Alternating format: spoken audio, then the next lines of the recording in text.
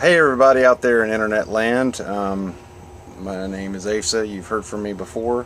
I just got in from watering some plants and some gardens in my parents' side yard. I do live at home and live on the third floor, getting out very soon. In the process of doing that now. While I was out there watering, I was really enjoying the sun going down, the dusk, just being able to just be out there and water and be in nature and just sort of clear my mind a bit. But I was listening to music like I often do when I'm thinking, like a lot of you also do.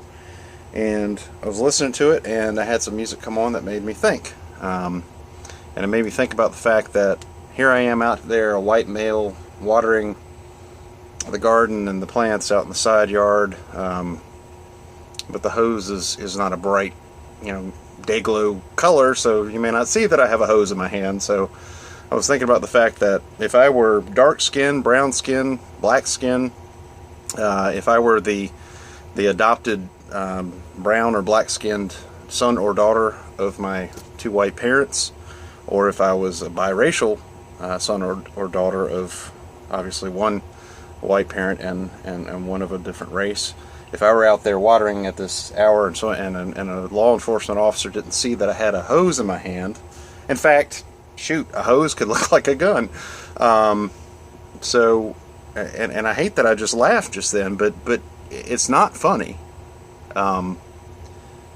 because police are so quick to judge anybody, but especially people of color.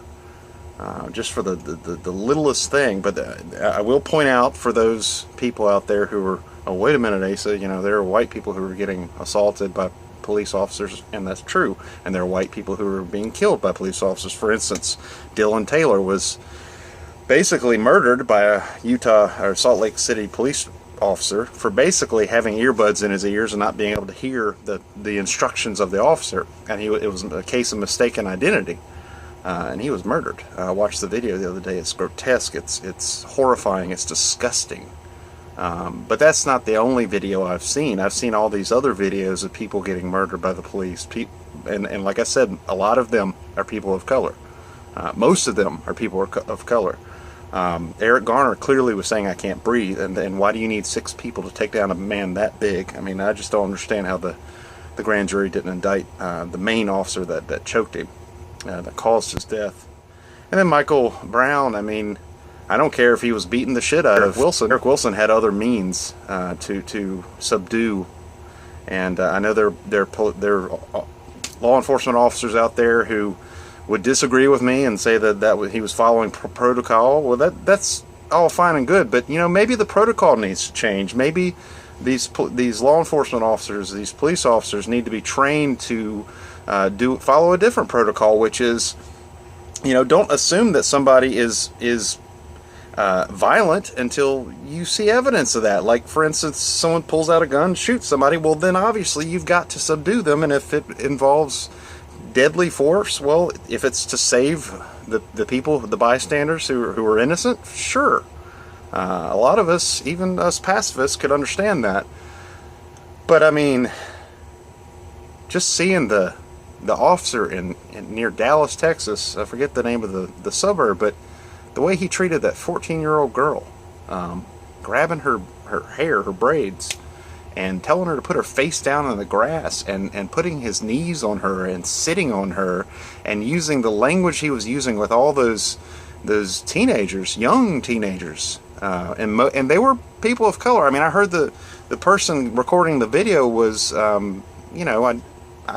I assumed it was not a person of color based on the way they spoke, and we all make those assumptions. That's part of the experience in the system.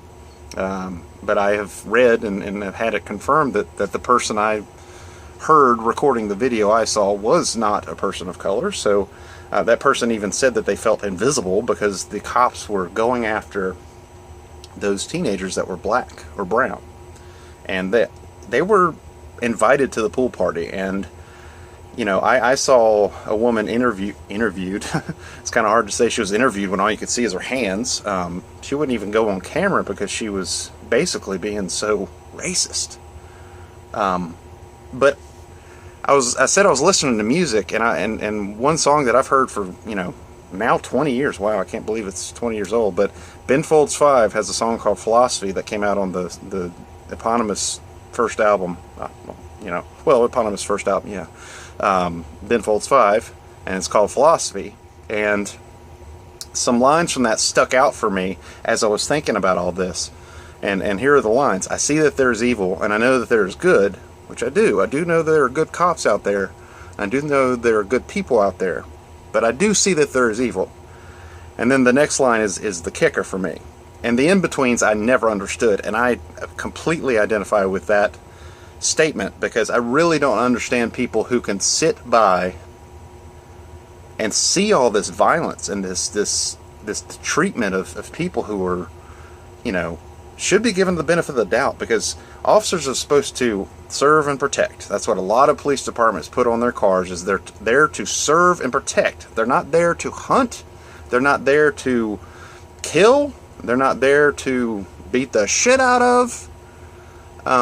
And so basically, I don't understand the in-betweens. I don't understand the people who are being so logical about it that they can't see that these officers, these law enforcement officers, are treating human beings like shit and killing them. How can you sit on a fence and look at logic when that's happening? How can you give benefit of the doubt to the police officers, and you can't give a benefit of the doubt to a fellow human being who has either been injured greatly or killed? And I just want you in-betweens out there, and you probably know who you are. I want you to think about that, because, there's the phrase, and I'm talking to my fellow white folks, okay? Because there are so many white people who are such apologists for the police officers. And there's the phrase, white silence is white violence. And the root of that is, if you stand idly by and watch this shit happen, you're letting it happen, okay? There's a quote about the Holocaust, about World War II and the Nazis, and how the Nazis came for everybody, and there was no one left to speak up for for the narrator of the poem, or of the thing that was written. And that's very crucial. Not to say that we're living in a Nazi situation, but when you don't speak out for your fellow human beings, you're letting what's happening to them go on unchecked, when you could be speaking out and using your white privilege, your white skin, to be heard and speak out on this and have people actually listen to you, because people of color are not being listened to for the most part. There are some that are, but they have to pay some major dues to be heard. And I'm sick of this shit. I'm fucking sick of it. Not that it's an annoyance, but I'm tired of seeing people being abused under the name of the law, and seeing people defend the people who do it. So just stop. Stop sitting on the fence. Stop being the in-betweens that I never understand, because I don't understand it. I don't understand not taking a stand. I don't understand assessing the logic of a situation where someone gets killed. That's not right, okay? You're not a lawyer in the courtroom on either side. You're not a judge on the bench, and you're not part of the jury. So cut it out. Take a stand and stop this fucking madness of defending the people who are perpetrating this violence against people of color, and especially people of youth of color. Not that age should matter, because anyone who's being abused should not be abused. But the young, the elderly are more susceptible than the people in between. But you need to stop defending the people who are hurting anyone but people of color and the youth and the elderly on all issues. Please do that. And as always, I don't care if you share this video, but you speak out on your own terms and make a point and raise your voice. If you don't vote, then you're not raising your voice that way. But if you refuse to vote, I had a conversation with a guy the other day. If you refuse to vote because you don't believe in the system, because you think it's flawed and it needs to be razed, R-A-Z-E-D is what he said. Basically, the system needs to be destroyed. He believes in anarchy. Well, I'm sorry. People have fought and died for the right to vote. And in honor of those people, we should vote. But if you don't vote, if you're so set in your ways that you refuse to participate in the system, then at least raise your voice using a video like this, or even just writing something on Facebook or Twitter or whatever it is, whatever social media, and just get it out there and speak up for people who are being abused, people who are being oppressed, and just raise your voice and fight back against this bullshit. Thank you. Peace be unto you.